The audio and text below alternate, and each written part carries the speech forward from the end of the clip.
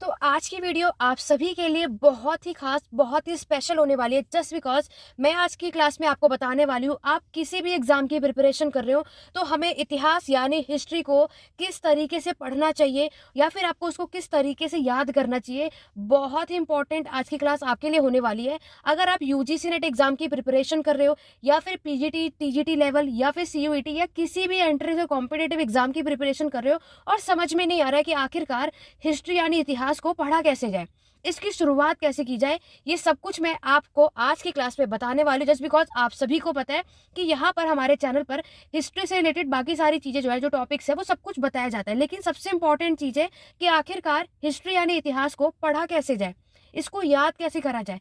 चाहे वो आपका यूजीसी नेट लेवल हो या फिर यूपीएससी तक की बात हो, हर एक एग्जाम में सबसे बड़ी प्रॉब्लम यही आती है, आखिरकार इतिहास को कवर कैसे करें। क्योंकि आप सभी को पता है कि हमारा जो हिस्ट्री है यानी जो इतिहास जो आपका सब्जेक्ट है, इसका जो सिलेबस है वो बहुत ही ज़्यादा वास्ट है, राइट। इसमें हमें एंशिएंट भी कवर करना होता है, मेडिएवल भी कवर करना होता है, मॉडर्न को भी कवर करना होता है और वर्ल्ड हिस्ट्री को भी कवर करना होता है। तो कम टाइम में अपने किस स्ट्रेटेजी को फॉलो करें जिससे हम अपने ईजी और आसान तरीके से और मैक्सिमम कम समय में अच्छे तरीके से अपने हिस्ट्री के मैक्सिमम टॉपिक को कवर कर सके अपने हर एक एग्जाम के लिए। आज की क्लास में ये सब कुछ मैं बताने वाली हूँ, तो बिना वीडियो को स्किप करें, वीडियो के एंड तक बने रहना। वीडियो को ज़्यादा से ज़्यादा हर एक आपके ग्रुप में शेयर कर दो ताकि हर एक स्टूडेंट की हेल्प हो सके और यहाँ पर आपको समझ में आ जाए कि आपको किस तरीके से अपनी हिस्ट्री यानी इतिहास को पढ़ना चाहिए। रही बात वीडियो को लाइक करने की, तो वीडियो को लाइक अभी मत करना। वीडियो को कंप्लीट देखने के बाद अगर आपको ये क्लास पसंद आए, सारी चीज़ें समझ में आ जाए, तभी आप इस वीडियो को लाइक करना और कमेंट के थ्रू ज़रूर बताना कि आज की क्लास आप सभी के लिए कितनी हेल्पफुल रही। तो चलिए स्टार्ट करते हैं और बात करते हैं कि आखिरकार हमें इतिहास को यानी अपना जो हिस्ट्री सब्जेक्ट है, इसको किस तरीके से अपने हर एक अच्छे लेवल तक के एग्जाम के लिए किस तरीके से एग्जाम की प्रिपरेशन करनी चाहिए। So hello everyone, welcome back to my channel, this side Siddhi. और आज मैं आपको हिस्ट्री जो हमारा सब्जेक्ट है इसके बारे में हर एक बात डिटेल में बताने वाली हूँ। बाकी मेरे साथ जुड़े रहने के लिए चैनल को सब्सक्राइब कर लो, बेल आइकन प्रेस कर लो ताकि इसी तरीके की वीडियोस और भी आपको चैनल पर देखने को मिले। मेरे बाकी Telegram channel, Instagram handle, WhatsApp group हर एक पे ज्वाइन करने के लिए लिंक डिस्क्रिप्शन बॉक्स में जा करके ज्वाइन कर लो। चलिए स्टार्ट करते हैं, बात करते हैं कि इतिहास को, हिस्ट्री को पढ़ा कैसे जाए। देखो, सबसे पहली बात है, आप यहाँ पर हिंदी और इंग्लिश मीडियम दोनों ही होंगे, राइट। तो मैं दोनों के पर्सपेक्टिव के बेस पर यहाँ पर बताऊंगी, दोनों में ही आपको यहाँ पर एक्सप्लेन करूंगी ताकि किसी को भी किसी भी तरीके की कोई भी प्रॉब्लम ना आए। अदरवाइज किसी को कोई डाउट हो तो आप लोग कमेंट के थ्रू पूछ सकते हैं। देखो, सबसे पहले यहाँ पर मैंने ऑलरेडी कुछ चीज़ें नोट कर रखी हैं, इसको ध्यान से समझना है, ठीक है। देखो, सबसे पहले अगर हम बात करें, जब हमारे माइंड में हिस्ट्री यानी जब सब्जेक्ट हम लोग यहाँ पर देखते हैं, चाहे आप कोई भी एग्जाम का देखो, ठीक है। आप में से कई ऐसे होंगे जो कि यूपीएससी लेवल की तैयारी कर रहे होंगे, राइट, जिन्होंने अपने यूपीएससी के ऑप्शनल में हिस्ट्री को चूज किया होगा। कुछ ऐसे होंगे जो यूजीसी नेट हिस्ट्री के एग्जाम की प्रिपरेशन कर रहे होंगे। तो जब इतने अच्छे लेवल के एग्जाम की प्रिपरेशन करना है, शुरुआत कैसे करें, क्या क्या करें, किस तरीके से पढ़े, वो सब कुछ देखते हैं। देखो, हिस्ट्री जैसे कि आपको पता है बहुत ही ज़्यादा आपका वास्ट सिलेबस है, राइट। बहुत ज़्यादा सिलेबस होता है, मैंने भी आपको क्या बताया। इसमें आपको एंशेंट यानी प्राचीन इतिहास हमें पढ़ना होता है, मेडिएवल यानी मध्यकालीन का इतिहास पढ़ोगे, फिर मॉडर्न यानी आधुनिक का इतिहास करोगे, फिर वर्ल्ड हिस्ट्री, वो भी विश्व का इतिहास करोगे, ठीक है। यहाँ पर इंडियन और वर्ल्ड हिस्ट्री दोनों को कवर करना होता है। और आप चाहे सब्जेक्टिव वाइज एग्जाम दो, ऑब्जेक्टिव दो, हर एक के लिए बहुत इंपॉर्टेंट है कि हमें हिस्ट्री के हर एक चीज़ से जब आप अवेयर होगे तभी कर पाएंगे। देखो, सबसे पहली चीज़ क्या है कि हम जब कभी भी हिस्ट्री पढ़ते हैं, आपका कोई भी टॉपिक हो, सबसे पहले सबसे इंपॉर्टेंट चीज़ मैपिंग होती है। अगर आप पहले, तो मैं आपको यही चीज़ सजेस्ट करूँगी, कभी भी हिस्ट्री, अपने जो इतिहास जो है, इसको रटने की कोशिश मत करना। पूरी कोशिश करो कि आपको इस सब्जेक्ट को समझना है, ठीक है। आपका जो ये सब्जेक्ट है, इसके हर एक टॉपिक, जब आप कोई भी टॉपिक को स्टडी कर रहे हो तो आपकी पहली कोशिश होनी चाहिए कि इस कॉन्सेप्ट को आप समझो, ठीक है। अंडरस्टैंडिंग होना बहुत इंपॉर्टेंट है, ना कि आपको यहाँ पे रटाफिकेशन करना है। क्योंकि अगर आप कभी भी किसी भी चीज़ को रटोगे तो ज़्यादा टाइम तक वो रिमेंबर नहीं रहती। मैं ये नहीं कहूँगी कि सारी चीज़ें ही हमें जो है वो सिर्फ समझना है, कुछ रटना नहीं है। कुछ चीज़ें हिस्ट्री में ज़रूर, कुछ बातें ऐसी ज़रूर होती हैं जिसको हमें रटिफिकेशन करना ही पड़ता है। वो भी मैं आपको बताऊंगी क्या क्या हमें चीज़ें याद करनी है और क्या क्या चीज़ें आपको समझने की ज़रूरत है, ठीक है।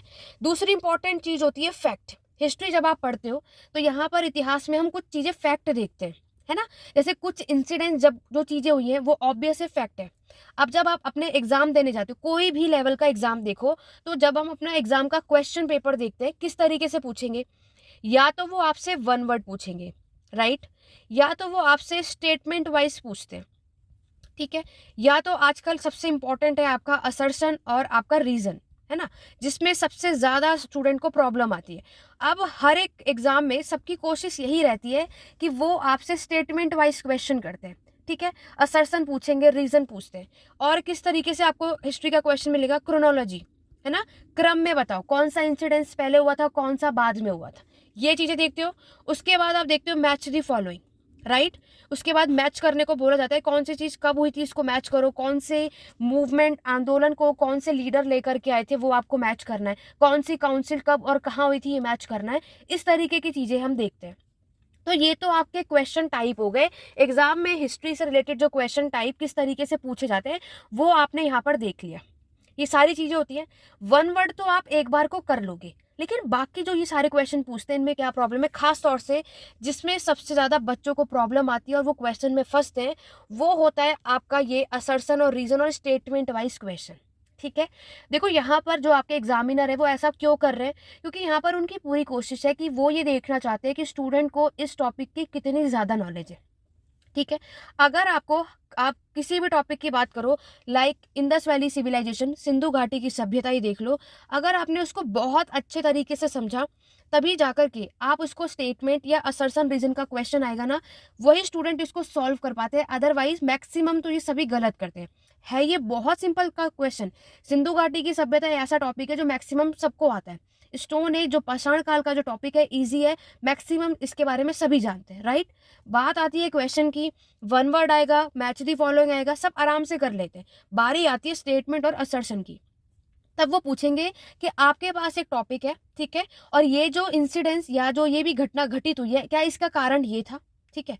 तो ये आप तभी बता पाओगे जब आपने उसको अच्छे तरीके से समझा होगा। तो देखो सबसे इंपॉर्टेंट चीज होती है अंडरस्टैंडिंग। आपको कोशिश क्या करना है, इतिहास में कोई भी आपका टॉपिक होगा, एंशिएंट, मेडिएवल, मॉडर्न या वर्ल्ड, आपको सबसे पहले क्या करना है, सबको समझना है, ठीक है, रटने की कोशिश नहीं करनी है। देखो यहाँ पर जब मैं अपनी क्लासेस भी देखती हूँ तो यहाँ पर मेरी पूरी कोशिश होती है कि मैं जब हिस्ट्री इतिहास यहाँ पर पढ़ाऊँ या कवर अप कराऊँ तो बेसिक से एडवांस की तरफ जाएं, राइट। क्योंकि देखो सबसे पहले होता है कि हमें बेसिक कॉन्सेप्ट क्लियर होना चाहिए। तो जितने भी स्टूडेंट को हिस्ट्री का बेसिक क्लियर नहीं होगा तो आप एडवांस तक चीज़ों को समझ नहीं पाओगे। आज अगर हम यूजीसी नेट के एग्जाम की भी प्रिपरेशन करते हैं तो उसमें भी आपको सबसे पहले बेसिक क्लियर होगा, तब जाकर कि आप एडवांस की तरफ बढ़ सकते हो, ठीक है। अगर आपने डायरेक्टली एडवांस लेवल के क्वेश्चन सॉल्व करने स्टार्ट कर दिए तो आप कभी नहीं कर पाओगे, बहुत प्रॉब्लम आएगी, क्योंकि आपको उसका पीछे का बेसिक ही नहीं पता। आपको यही नहीं पता कि उस साम्राज्य की शुरुआत, उस डायनेस्टी की शुरुआत कब हुई, क्या हुई, राइट। तो बेसिक होना चाहिए। उसके लिए मैंने आपको पहले भी बताया, एनसीईआरटी सबसे इंपॉर्टेंट यहाँ पर सोर्स है। इसके बारे में आपको एनसीईआरटी तो हर एक स्टूडेंट को पढ़ना ही चाहिए, चाहे आप किसी भी एग्जाम की प्रिपरेशन कर रहे हो, क्योंकि एनसीईआरटी एक बार हमें क्लियर हो गई, आपकी 6 to 12th क्लास की जो एनसीईआरटी हिस्ट्री अगर आपने पढ़ ली तो एक सिर्फ एक ही एग्जाम में नहीं, आपके हर एक एग्जाम लेवल में आपके लिए हेल्पफुल होगा। उससे आपका बेसिक क्लियर होगा। और 6 से 12th की हिस्ट्री जब करोगे तो इसमें आपकी इंडियन हिस्ट्री और वर्ल्ड हिस्ट्री दोनों कवर हो जाती है, ठीक है। तो एनसीईआरटी की सीरीज में ऑलरेडी मेरे चैनल पर शुरू कर चुकी हूँ। 6th और 7th क्लास मैंने कंप्लीट कर दिया है। तो जो भी चैनल पर फर्स्ट टाइम आया है सब्सक्राइब कर लो और जाकर के उस प्लेलिस्ट को ऑन करके सारी चीज़ों को कवर कर सकते हो, ठीक है। और यहाँ पर बहुत जल्द पूरी कोशिश यहाँ पर रहेगी एनसीईआरटी के notes, proper notes point wise, कि आपको सब कुछ स्टडी ना करना पड़े मेन, क्योंकि यहाँ पर सबको ये रहता है कि मैम एनसीईआरटी भी इतनी वास्ट है कैसे पढ़ेंगे, राइट। सिर्फ हिस्ट्री ही नहीं पढ़नी, और भी चीज़ें कवर करनी होती है। तो उसके लिए आपको यहाँ पे कमेंट करना है कि येस आप सभी एनसीईआरटी के पॉइंट वाइज नोट्स चाहते हैं। तो ज़्यादा से ज़्यादा कमेंट होगा तो नेक्स्ट वीडियो में इस पर ज़रूर लेकर आऊँगी कि आपको एनसीईआरटी के नोट्स हिंदी और इंग्लिश मीडियम में कैसे मिल पाएंगे। अगर आप बुक नहीं कवर कर पा रहे हो तो मैं जो आपको नोट्स प्रोवाइड करूंगी सिर्फ उतना भी पढ़ लोगे ना, सिर्फ इंपॉर्टेंट फैक्ट, राइट। ऑब्वियस है बुक में सब कुछ तो इंपॉर्टेंट नहीं है आपके एग्जाम के परस्पेक्टिव से, तो मैं आपको जो नोट्स प्रोवाइड करूंगी वो आपके एग्जाम के परस्पेक्टिव से होगा, ठीक है। लेकिन अगर आप सभी ये नोट्स चाहते हैं तो कमेंट जरूर करना कि यस मैम एनसीईआरटी के नोट्स आप लेकर आइए, तो बहुत जल्द आपको ये देखने को मिलेगा, ठीक है। उसकी जो भी अपडेट होगी आगे आने वाले दिनों में मेरे चैनल पर इसकी वीडियो आपको देखने को मिलेगी। तो ये इंपॉर्टेंट चीज़ है कि सबसे पहले अगर इतिहास पढ़ रहे हो बेसिक कॉन्सेप्ट क्लियर होना बहुत इंपॉर्टेंट है। शुरुआत से करो, चाहे आपको कितना भी आता हो, ठीक है। मैं आप सभी को यही सजेस्ट करूंगी, कभी भी हिस्ट्री पढ़ रहे हो एकदम स्टार्टिंग से पढ़ो, दूसरी बात, क्रोनोलॉजिकल वे में पढ़ो। जैसे कि अगर आपका जो पहला टॉपिक है स्टोन एज, पाषाण काल, यहाँ से स्टार्ट करो, ठीक है। उसके बाद नेक्स्ट होता है आपका कॉपर एज यानी ताम्र युग, फिर इसको करो। मतलब ओवरऑल आपको ये पता होना चाहिए कि हिस्ट्री का क्रोनोलॉजिकल ऑर्डर होता क्या है, ठीक है। किसके बाद कौन सी चीज आती है, इस सीक्वेंस में पढ़ोगे ना, कभी नहीं भूलोगे, लाइफ टाइम आपको ये चीजें याद रहेंगी। अगर आपने ऐसा करा कि चलो आज मैं स्टोन एज का टॉपिक कर लेते हैं, फिर आप साम्राज्य की तरफ चले गए, फिर दिल्ली सल्तनत कर रहे हैं, फिर मुगल्स, क्योंकि आप में से कई ऐसे होंगे जिन्हें यही नहीं पता कौन से पीरियड कब आता है, तो वो प्रॉब्लम क्यों होती है। इसीलिए जब आपके एग्जाम में क्रोनोलॉजिकल बेस्ड क्वेश्चन आता है, आप लोग उसको सॉल्व ही नहीं कर पाते, जस्ट बिकॉज आपने टॉपिक को सीक्वेंस वाइज कवर नहीं किया था। अगर आप उसको सीक्वेंस वाइज कवर करते तो आज आप इन क्रोनोलॉजिकल को बहुत आराम से अटेम्प्ट भी कर पाते, ठीक है। तो इसीलिए हमें क्या करना है, जब कभी भी हम स्टडी कर रहे हैं, आप कोई भी एग्जाम की प्रिपरेशन कर रहे हो, देखो यूजीसी नेट के लिए भी तो ये बहुत इंपॉर्टेंट है जो आज की क्लास में आपको बता रही हूँ। क्रोनोलॉजिकल के लिए भी क्या करना है, कभी भी आप कोई भी टॉपिक पढ़ो, उसी के साथ साथ क्रोनोलॉजिकल भी जो भी उसमें बन रहा है वो आप साथ ही साथ अपने नोट्स में मेंशन करते रहो हर एक क्लास का, ठीक है। मैं आपको क्रोनोलॉजिकल ऑर्डर भी बहुत जल्दी मेरे चैनल पे मिलेगा कि किस तरीके से क्रोनोलॉजिकल ऑर्डर आपके यूजीसी नेट एग्जाम में पूछे जाते हैं और आपको कैसे अटेम्प्ट करना है, क्या तरीका है, वो सब कुछ मिलेगा। लेकिन क्रोनोलॉजिकल ऑर्डर में अगर क्वेश्चंस को आराम से सॉल्व करना है तो सबसे सही तरीका है कि हमें उसे सीक्वेंस वाइज स्टडी करें, ठीक है। एंशिएंट, मेडिएवल, मॉडर्न या वर्ल्ड, कोई भी टॉपिक जब आप शुरू कर रहे हो तब। और यहाँ पर सब कुछ एक साथ आपको स्टार्ट नहीं करना है। अगर आपने पहले एंशिएंट, प्राचीन इतिहास को शुरू किया है तो आपकी पूरी कोशिश होनी चाहिए सबसे पहले प्राचीन इतिहास को खत्म करो, ठीक है। क्योंकि जब तक आपको प्राचीन इतिहास खत्म नहीं होगा तब तक आप, अगर आप मेडिएवल में चले गए, मध्यकालीन के इतिहास में चले गए, तो सब मेस्ड अप हो जाएगा, राइट। बाकी तो आपके अपने अकॉर्डिंग है, सबका अपने पढ़ने का तरीका अलग होता है। लेकिन मैं आपको क्या सजेस्ट करूंगी, कभी भी किसी भी सब्जेक्ट की शुरुआत करिए, इन चारों सब्जेक्ट में से एंशिएंट, मेडिएवल, मॉडर्न या वर्ल्ड, पहले आपकी कोशिश होनी चाहिए, पहले तो इसका पूरा क्रोनोलॉजिकल ऑर्डर बना लो, राइट। कि सबसे पहले जो टाइमलाइन जिसे हम कहते हैं वो बनाना है, सबसे पहले क्या आया था, उसके बाद क्या आया था, उसके बाद क्या आया था। ये आप कर लोगे तो आपके एग्जाम में क्रोनोलॉजिकल बेस कभी भी कोई क्वेश्चन आएगा, ऐसा हो ही नहीं सकता कि आप लोग उसको सॉल्व ही ना कर सको, राइट। तो सबसे इंपॉर्टेंट चीज क्या है, अगर हमें क्रोनोलॉजिकल ऑर्डर के क्वेश्चन सॉल्व करना है तो सीक्वेंस वाइज पढ़ना है, ठीक है। एंशिएंट, मेडिएवल, मॉडर्न या वर्ल्ड, कुछ भी आप पढ़ रहे हो उसके अकॉर्डिंग बात कर रहे हैं। मॉडर्न में भी देखो, आधुनिक भारत की भी बात करते हैं, उसमें भी आप कितने मूवमेंट हुए थे, इतने सेशन हुए थे, टाइम पीरियड हमारे एग्जाम में मॉडर्न हिस्ट्री से तो बहुत ही ज्यादा क्रोनोलॉजिकल में क्वेश्चन आते हैं, है ना। क्रमिक विकास में आपको इसको लगाना है, क्रम में लगाओ कौन सी घटना कब कब हुई थी। तो वो तभी याद होगा जब आपने पूरा कॉन्सेप्ट समझा होगा। रटने की बजाय आपको फैक्ट पता होना चाहिए, अंडरस्टैंडिंग सबसे ज्यादा इंपॉर्टेंट होती है अगर हमें हिस्ट्री को बहुत अच्छे से पढ़ना है और लंबे समय तक याद रखना है तो। ठीक है, यहाँ तक आपको क्लियर हुआ। चलिए आगे बढ़ते हैं।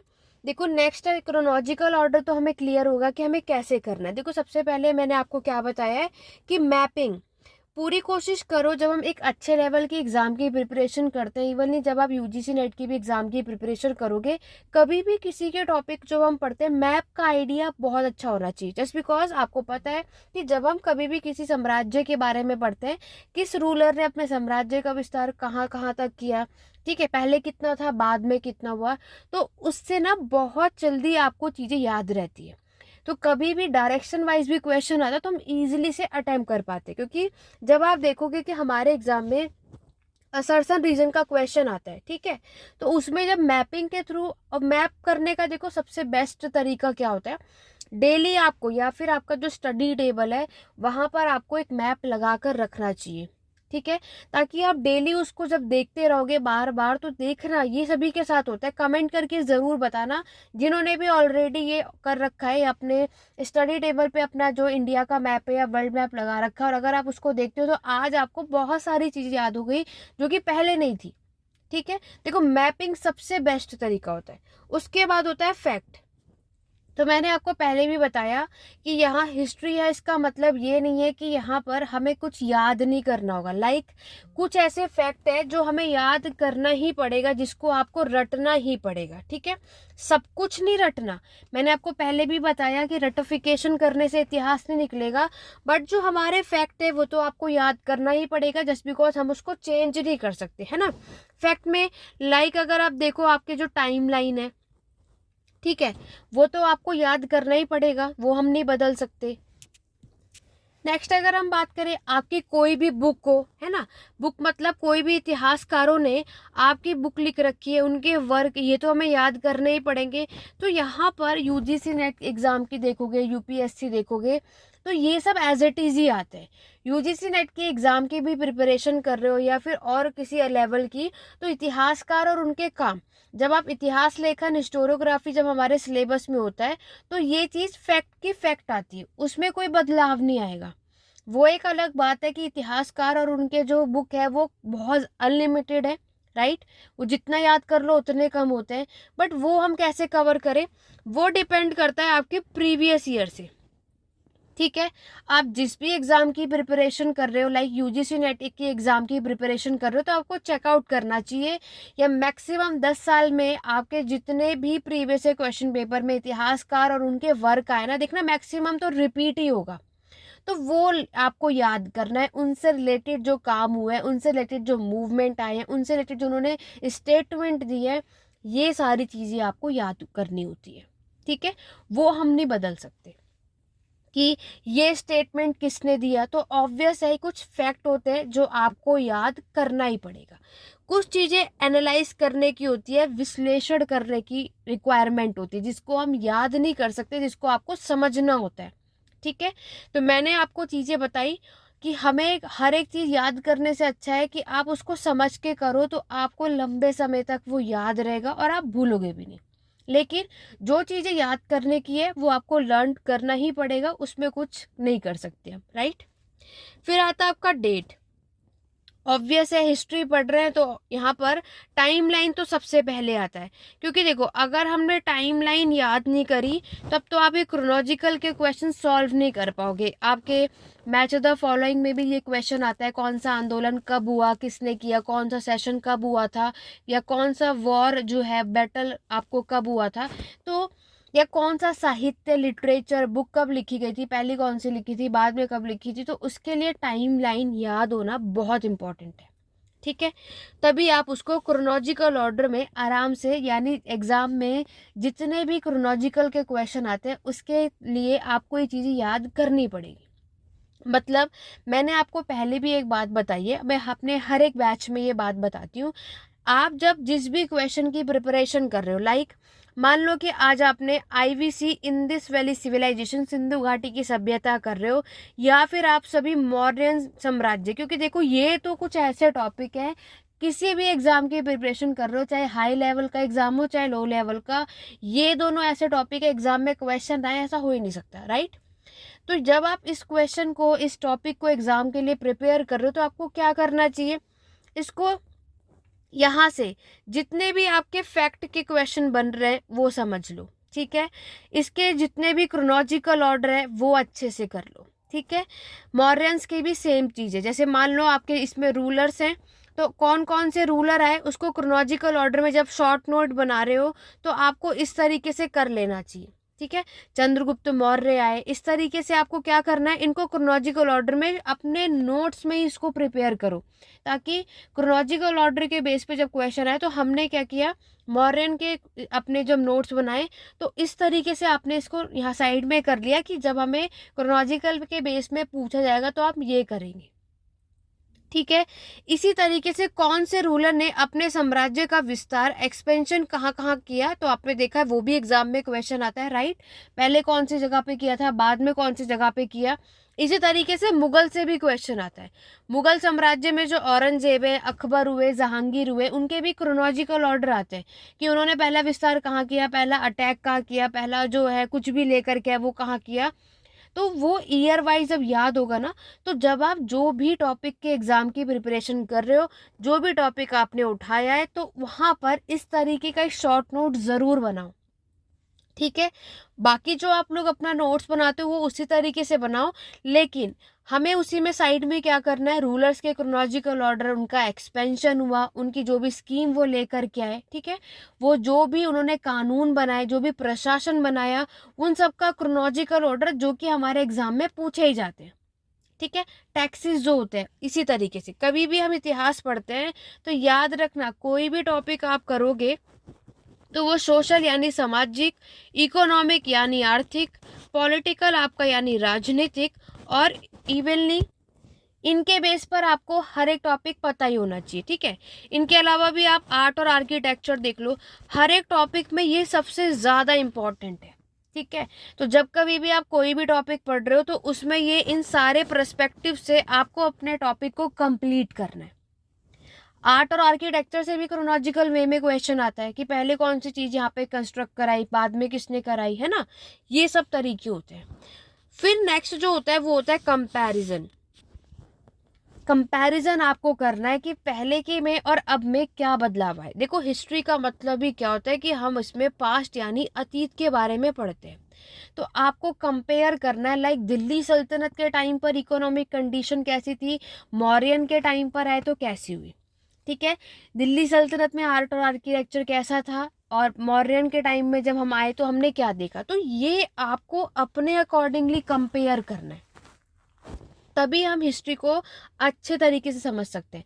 देखो जितने भी यूपीएससी की तैयारी करोगे, यूजीसी नेट करोगे, फिर आगे पीएचडी करोगे, जब इस तरीके से जब हम स्टडी करेंगे ना, तभी जाके आप अपने हिस्ट्री इतिहास को अच्छे खासे तरीके से समझ सकते हो और ये लंबे समय तक आपको ये चीज़ें याद रहेंगी, ठीक है। तो ये सारी चीज़ें जब कभी भी हम अपने किसी भी टॉपिक को स्टार्ट करते हैं तो क्रोनोलॉजिकल ऑर्डर में ये सारी शॉर्ट नोट बनाने, आपको मैप बनाना है, ठीक है। मैप के थ्रू भी हम जल्दी जल्दी चीज़ों को कवर कर पाते हैं, समझ पाते हैं। चलिए अब करना क्या है। देखो सबसे पहला काम आपको कभी भी क्या करना है, मान लो आप में से बहुत ऐसे होंगे जो हिस्ट्री को जस्ट अभी स्टार्ट किया होगा, राइट। बहुतों का ये बैकग्राउंड भी नहीं होता है। तो ये होता है कि यार इतना ज़्यादा वास्ट सिलेबस है, कैसे पढ़े, है ना। इसमें हमें एंशेंट भी पढ़ना है, मेडिएवल भी पढ़ना है, मॉडर्न को भी करना है, फिर वर्ल्ड हिस्ट्री को भी करना है। इतना ज़्यादा सिलेबस, 6 महीने बाद हमारा एग्ज़ाम है, कैसे करेंगे, सबके माइंड में आता है। तो देखो क्या करना होता है, शॉर्ट नोट आपको बनाना है, लेकिन कैसे। तो देखो कभी भी जो भी टॉपिक, सबसे पहले तो देखो इम्पॉर्टेंट, कभी भी ये ना हिस्ट्री बस आप पढ़ने बैठ गए डायरेक्टली स्टार्ट करा, नहीं। सबसे बेस्ट तरीका जो हमारे पढ़ने का होता है, क्या करना है, शॉर्ट नोट बनाने से भी पहले आपको क्या करना है, आपने जैसे मौर्यन डायनेस्टी का टॉपिक उठाया है, ठीक है, जो कि हमें पता है किसी भी लेवल की एग्ज़ाम की प्रिपरेशन कर रहे हो, यहाँ से इस टॉपिक से क्वेश्चन आए ऐसा हो ही नहीं सकता। तो आपको क्या करना है, सबसे पहले तो अपने प्रीवियस ईयर क्वेश्चन पेपर उठाओ, ठीक है। थोड़ा टाइम लगाओ, स्टडी करने से पहले ये सारी चीज़ें अच्छे से करनी होती है, तब जाकर अगर आप वेल प्लान तरीके से स्टडी स्टार्ट करोगे तो कभी भी कोई भी प्रॉब्लम नहीं आती, ठीक है। तो जब आपने अपना प्रीवियस ईयर उठाओ, आप जिस भी एग्ज़ाम की टीजीटी पीजीटी लेवल, यूपीएससी किसी भी लेवल की एग्ज़ाम की प्रिपरेशन कर रहे हो, आप ये चेकआउट करो कि मौर्यन से जो क्वेश्चन है सबसे ज़्यादा किस टाइप का आता है, ठीक है। सोशल पूछा जाता है, या फिर इसकी इकोनॉमिक पूछा जाएगा, या फिर इसका आर्ट और आर्किटेक्चर, या फिर इसका पॉलिटिकल स्ट्रक्चर, प्रशासन एंड ऑल दैट, या फिर टैक्सेस, ठीक है। ये आपको एनालाइज करना है और आप अपने टॉपिक में ऐसे मेंशन करो कि सबसे ज़्यादा क्वेश्चन यहाँ से आए हैं, तब जाकर आप अपने इस टॉपिक को स्टार्ट करना और शॉर्ट नोट बनाना। शॉर्ट नोट मैंने आपको बताया ना कि एक तरफ तो आपको क्या करना है, किंग के यानी जितने भी आपके रूलर हैं इनको क्रोनोलॉजिकल ऑर्डर में प्रिपेयर करो, ठीक है। तो शॉर्ट नोट रहेगा ना, शॉर्ट नोट का मतलब क्या होता है, आपको जस्ट रिवाइज करना है। ये नहीं है कि आप लोग पॉइंट में आंसर लिखने लगे, पैराग्राफ में नोट्स बनाने लगे, ये सब काम नहीं आएगा आप, क्योंकि यहाँ पर आपको इतना ज़्यादा लिखोगे तो पढ़ने में, रिवीजन करने में प्रॉब्लम आपको आएगी। तो कोशिश करना है शॉर्ट नोट बनाओ पॉइंट में। अब नेक्स्टली क्या करना है कि जब आपने अपनी चीज़ों को एनालाइज कर लिया, देखो सब कुछ पढ़ने में मत लगे रहना, मैंने पहले भी बताया, क्योंकि अगर इतना पढ़ने जाएंगे तो हिस्ट्री आपकी कभी ख़त्म नहीं होगी। तो अपने एग्ज़ाम के अकॉर्डिंगली चेकआउट करो कि सबसे ज़्यादा क्वेश्चन किससे आता है, उन्हें स्टार्ट करो, ठीक है। तो अपने कोई भी टॉपिक को स्टार्ट करने पहले तो ये एनालाइज कर लो सबसे ज़्यादा जो टॉपिक है वो कौन कौन से पूछे जाते हैं। मैंने आपको बताया ही, आईवीसी हुआ, मौर्यन हुआ, गुप्ता पीरियड हुआ, ये कुछ ऐसे टॉपिक है जो हर लेवल के एग्ज़ाम में आपको यहाँ से क्वेश्चन मिलेगा ही। और भी टॉपिक्स है लेकिन ये कुछ ऐसे हैं कि हमें मिलेगा। अब एनालाइज करने की बात है कि सबसे ज़्यादा अभी कहाँ से आ रहा है, ठीक है। जैसे यूजीसी नेट में बीच में इकोनॉमिक कंडीशन से क्वेश्चन उतने नहीं पूछे जा रहे थे, है ना, आर्ट और आर्किटेक्चर ज़्यादा मिलेगा।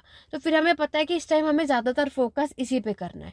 अब जब जो भी आप टॉपिक स्टडी कर रहे हो तो उसमें क्रोनोलॉजिकल ऑर्डर का यूज़ करो, ठीक है। मैप बनाओ, मैप से देखो कौन से साम्राज्य का विस्तार कब कब कहाँ हुआ, उसको बनाओ, ठीक है। शॉर्ट नोट में बस आपको मेंशन करना है कि ये चीज़ ये हुई, इनका इन्होंने ये जो टाइटल लिया, ये उपाधि ली, ये नाम, ठीक है। इतना इतना करना है ताकि आपको रिवीजन के टाइम कोई इशू ना आए। अंडरस्टैंडिंग मैंने आपको बता ही दिया, तो उसके बाद क्या करना है, हर एक कॉन्सेप्ट को समझना है। जैसे कि देखो मैंने आपको बताया, मौर्यन का टॉपिक उठाया, तो आपको आपके पास कोई बुक होगी, आप जिस भी बुक से प्रिपरेशन कर रहे हो वो देखो, आप किसी की वीडियो देखते हो वो देख लो, आपके पास किसी और के नोट्स हो वो देख लो, है ना, जो भी आपके पास हो। जब आप इन सभी से पहले थोड़ा सा टाइम निकालो, देखो मैं सजेस्ट करूँगी ज़्यादा कहीं बुक की तरफ मत भागो कि आज एक की बुक पढ़ ली, फिर दूसरे की भी पढ़नी है, तीसरी की भी, इतने सारे से अच्छा है कि एक ही बेटर ढूंढ लो, है ना। मैंने ऑलरेडी आपके हिस्ट्री के लिए बेस्ट बुक ऑलरेडी बता दिया है, अगर आपने नहीं देखा है लिंक डिस्क्रिप्शन बॉक्स में जाके चेकआउट कर लेना। तो जब आप बुक पढ़ रहे हो तो कोई किसी भी एक राइटर की ले लो, ठीक है। और जब आप बुक ले रहे हो तो उसमें मौर्यन पढ़ लो, और आपको मौर्यन का जो कॉन्सेप्ट है, जो जो समझ आ रहा है, इंपॉर्टेंट है, वो नोट कर लो, शॉर्ट नोट में नोट कर लेना। जिस भी किसी की भी वीडियो आप देख रहे हो अपने एग्जाम के लिए, वहाँ से जो इंपॉर्टेंट फैक्ट्स लग रहे हैं वो नोट्स जो आपके पास है, या आपने किसी का बैच ले रखा है, वहाँ से जो इंपॉर्टेंट फैक्ट्स है वो, क्योंकि बहुत सारी चीज़ों में तो कॉमन ही मिलेगा आपको, राइट। इस तरीके से आपको पहले एक शॉर्ट नोट बनाना है, ठीक है। ओवरऑल पहले आपको एक ड्राफ्ट तैयार करना है, फिर जाके आपको एक अपने अकॉर्डिंगली कि हमें ये चीज़ समझ में आई कि अब हमें शॉर्ट नोट एक साइड में बनाओ। तो इससे क्या होगा, एक ही नोट्स आपके हर एक एग्जाम में काम आएगा, समझ रहे हो। अंडरस्टैंडिंग होना बहुत ज़रूरत है। मैंने आपको क्या बताया, कौन सी डायनेस्टी के बाद कौन सी आई, कौन से राजा के बाद किसने रूल किया, तो ये एक कहानी की तरह समझो, हिस्ट्री या इतिहास है, रटने की ज़रूरत नहीं है। अगर आप इसको समझोगे कि ये साम्राज्य के पतन होने के बाद नेक्स्ट साम्राज्य आता है, इसने फिर इसको ख़त्म किया, नेक्स्ट, ऑब्वियस है जब सभ्यताएं ख़त्म हुई तभी तो साम्राज्य आया, ठीक है। अब साम्राज्य में भी बहुत सारी डायनेस्टी थी, आपके मौर्यंस थी, पोस्ट मौर्यन थी, फिर आपका गुप्ता पीरियड था, पोस्ट गुप्ता पीरियड था। इसमें जब डायनेस्टी खत्म होती गई तभी तो नई स्टार्ट हुई, राइट। और फिर आपको इस तरीके से क्या एनालाइज करना है, दूसरा और बेस्ट तरीका स्टडी करने का, देखो क्या होता है इतिहास में जब आप पढ़ रहे होते हो तो इसमें एक ये भी फैक्ट होता है, नॉर्थ इंडिया और साउथ इंडिया, जब आप एंशंट और मेडिएवल करोगे तब, तो नॉर्थ इंडिया में उस टाइम पीरियड में जब आपकी कुछ डायनेस्टी रूल कर रही होंगी, उसी टाइम पे साउथ इंडिया में भी कर रही होंगी। तो आप उसी सेम टाइम पीरियड में, मान लो आपने 7 से 12 सेंचुरी का टाइम चुना है, उस टाइम पर जो भी आपकी नॉर्थ इंडिया, उत्तर भारत में जो जिस भी साम्राज्य ने रूल करा उन्हें कवर करो, और उसी टाइम पे साउथ का भी करो, समझ रहे हो। दक्षिण भारत में भी उस टाइम पे कोई ना कोई डायनेस्टी रूल कर रही है, और आप इन्हें फिर कंपेयर करो आपस में, जो मैंने कंपैरिजन लिखा, या फिर इसमें क्या बदलाव है ना। देखो जब आप पढ़ोगे ना प्रशासन, इनके एडमिनिस्ट्रेशन, तो यहाँ पर काम वही है, नाम बदल जाता है बस। नॉर्थ में अलग नाम है, साउथ में अलग नाम होगा, काम सेम होगा। एग्जाम में जब आपसे क्वेश्चन होता है तो आप लोग कंफ्यूज हो जाते हो। तो जैसे कि हमारे एग्जाम में टर्म से रिलेटेड क्वेश्चन पूछा जाता है, इसीलिए हम कंफ्यूज आते हैं, क्योंकि हम ज़्यादातर ध्यान नहीं देते। तो क्यों, जस्ट बिकॉज हमने सिर्फ कॉन्सेप्ट पढ़ा और हमने क्या किया, हमने कंपेयर नहीं किया, ठीक है। जो कि आप जानते पहले भी थे, लेकिन उस टाइम पे हमने ध्यान नहीं दिया, बाद में हम आते फिर हमने, अरे ये तो हमारे नोट्स में भी था, बट हमने ध्यान नहीं दिया, है ना। चलिए, उसके बाद आता है आपका टेबल। टेबल भी आपको बनानी चाहिए, है ना। जैसे हम, मान लो आप सभ्यताएं पढ़ते हो, राइट, सिविलाइजेशन पढ़ा आपने, मेसोपोटामिया, इजिप्ट, चाइना, हड़प्पा, ये कौन कौन से टाइम पीरियड में आए वो आपको लिखना है। नेक्स्ट आपको बताना है कि ये कौन कौन सी इनके पास रिवर थी, इस तरीके से आप टेबल बना सकते हो, है ना। या फिर 16 महाजनपद याद कर रहे हो आप सभी, तो यहाँ पर उनकी कैपिटल याद करना है, और 16 महाजनपद में क्या क्या इंपॉर्टेंट चीज़ें, कौन से रूलर थे, है ना, वो आप तो ये टेबल के थ्रू याद करोगे तो ज़्यादा अच्छा रहता है, रिवीजन के टाइम में भी ईजी रहेगा। प्रीवियस ईयर क्वेश्चन पेपर, जितने ज़्यादा प्रीवियस ईयर क्वेश्चन सॉल्व कर लोगे बहुत अच्छा होगा। 10 साल का भी नहीं कर पा रहे तो 7 से 8 साल तो करना ही चाहिए, चाहे आप किसी भी एग्ज़ाम की प्रिपरेशन कर रहे हो तो। यूजीसी नेट का एग्ज़ाम आपको पता है साल में 2 बार कंडक्ट किया जाता है ना, 2 टाइम्स। अगर हम देखें तो साल में यहाँ पर आपके 2 बार इसको कंडक्ट किया जाता है। तो अगर आप 7 से 8 साल यानी आप डबल हो गया, यानी आपने 16 क्वेश्चन पेपर सॉल्व कर लिए। तो जब कभी भी आप देखो, हमेशा इतना प्रेशर नहीं लेना, ठीक है। आप चाहो तो अपने अकॉर्डिंग जैसे भी आप लोग कंफर्टेबल है, मान लो आपने मौर्यन डायनेस्टी अच्छे तरीके से एकदम बहुत बेस्ट तरीके से सब कुछ एनालाइज करके अपने अकॉर्डिंगली लग रहा है कि हाँ मैंने अब मौर्यन को बहुत अच्छे से प्रिपेयर कर लिया है, उठाओ प्रीवियस ईयर और देखो कि अब आप मौर्यन के क्वेश्चन सॉल्व कर पा रहे हो या नहीं, ठीक है। और जहाँ कहीं भी लग रहा है कि मैं इस क्वेश्चन को सॉल्व नहीं कर पा रहा या नहीं कर पा रही, तो दोबारा से पढ़ो। और कभी कभी आप एक चीज़ देखोगे, बहुत सारे जो टॉपिक्स हम लोग खुद से नोट्स तो बना लेते हैं, लेकिन तब भी कुछ पॉइंट मिस हो जाते हैं, तो वो पॉइंट्स प्रीवियस ईयर आपको हेल्प करेंगे। प्रीवियस ईयर से जब क्वेश्चन पूछे जाते हैं तो आपको जो लग रहा है अरे ये चीज़ तो मैंने अपने नोट्स में मेंशन की नहीं थी, तो वो चीज़ आप फिर अपने प्रीवियस ईयर से उठा करके उस टॉपिक में साइड में नोट कर लेना।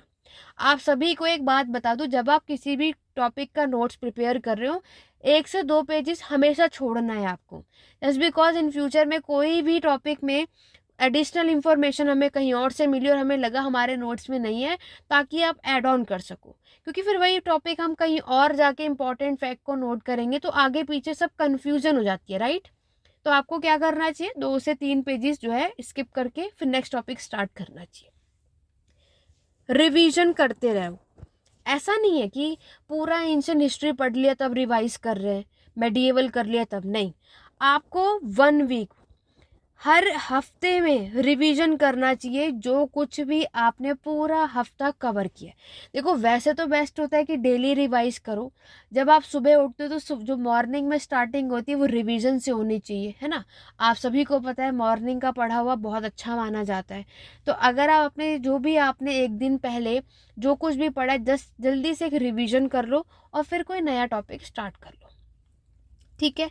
और 1 हफ्ते बाद, ठीक है, मान लो संडे को आपको कुछ नहीं करना, कोई भी नया टॉपिक नहीं है करना और कुछ नहीं पढ़ना, सिर्फ जो पूरे हफ्ते में आपने नोट्स को प्रिपेयर किया है, जो आपने पढ़ा है उसी को रिवाइज करते रहो, रिवाइज करते रहो, ठीक है। मॉर्निंग में रिवाइज कर लो, इवनिंग में चाहो तो कुछ क्वेश्चंस निकाल लो, है ना, प्रीवियस से सॉल्व करो या मॉक टेस्ट करो या टेस्ट सीरीज हो कोई, उसको सॉल्व करो।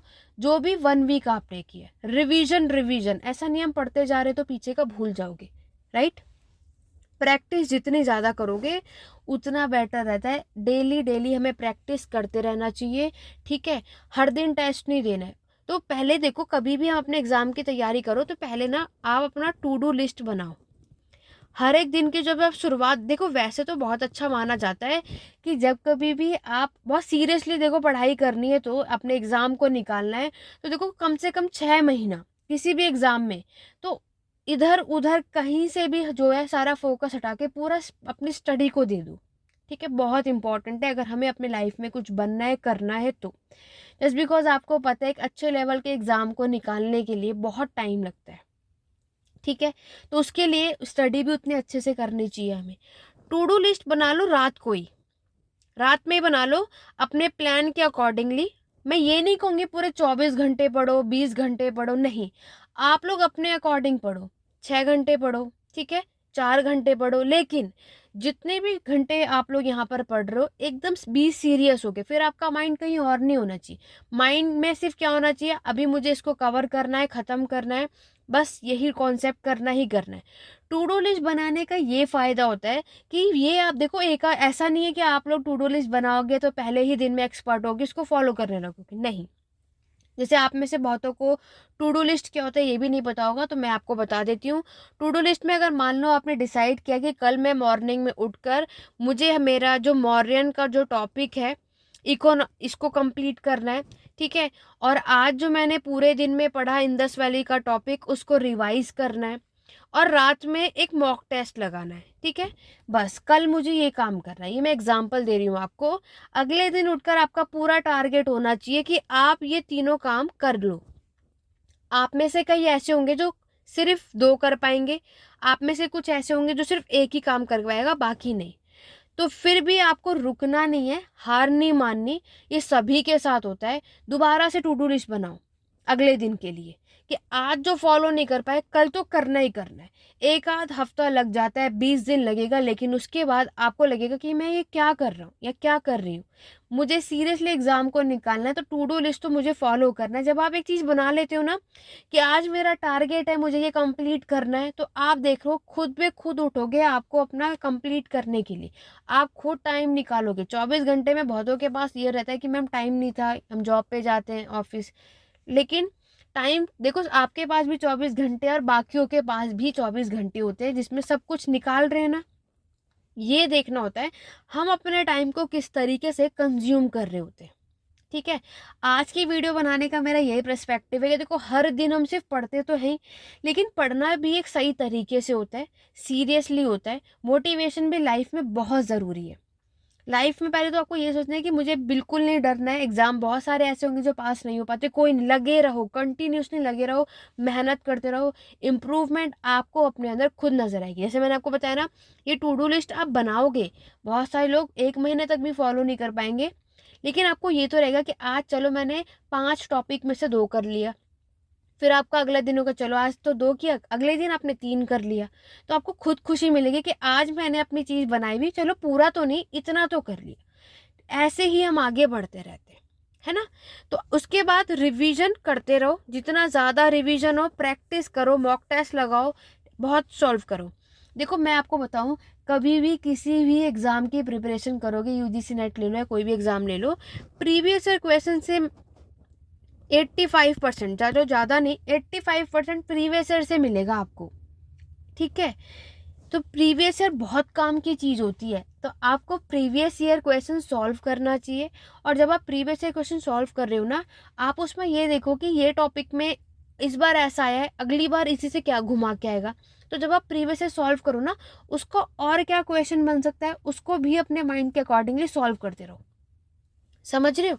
मॉडरेट की बात करें तो बाकी का, अगर मैं 85, मान लो आपके एग्जाम में 100 क्वेश्चन आते हैं, जैसे यूजीसी नेट में देखो 100 क्वेश्चन आता है, 85 क्वेश्चन आप मैक्सिमम देखोगे प्रीवियस ईयर से ही रिपीटेड होते हैं, है ना।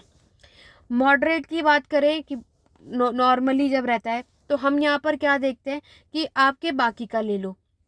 देखो टफ की अगर मैं बात करूँ ना किसी भी एग्जाम की, तो वो ज़्यादा नहीं, 2 से 3% होता है, यानी 2 से 3 क्वेश्चन, चलो ज़्यादा से ज़्यादा 5 क्वेश्चन ले लो, चलो ठीक है।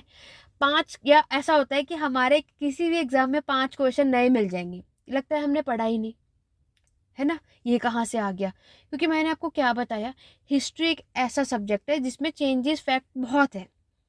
तो कोई इशू नहीं, हम हर कुछ तो नहीं कवर कर सकते, राइट, बाकी तो आप कर सकते हो। तो इस 2-3 क्वेश्चन के लिए आप 100 में से 95 क्वेश्चन भी एग्जाम में सॉल्व कर पा रहे हो, तो बहुत बड़ी बात होती है। ठीक है। तो उसके लिए जब आप अपने एग्जाम की प्रिपरेशन कर रहे हो, तो आपको ये सारी चीजें पहले तो नोट कर लो कि मुझे इस फॉर्मेट में पढ़ना है, अपने टॉपिक को बनाना है। मैप अच्छे खासे अपने सामने लगा लो, स्टडी टेबल पे रोज देखते रहो, इंडिया का मैप, वर्ल्ड मैप देखते रहो, कौन सी चीज किधर है, कहाँ पे आर्ट और आर्किटेक्चर आपको देखने को मिलता है ना, मैप की बुक भी आती है, वो सब आप देखते रहो। तो इस तरीके से करोगे ना, देखना कि हिस्ट्री में आपको धीरे धीरे इंटरेस्ट भी आएगा। बहुतों को जिनको इंटरेस्ट नहीं होता है, इंटरेस्ट देखो चीज़ें होती नहीं, हमें बनानी पड़ती है, राइट।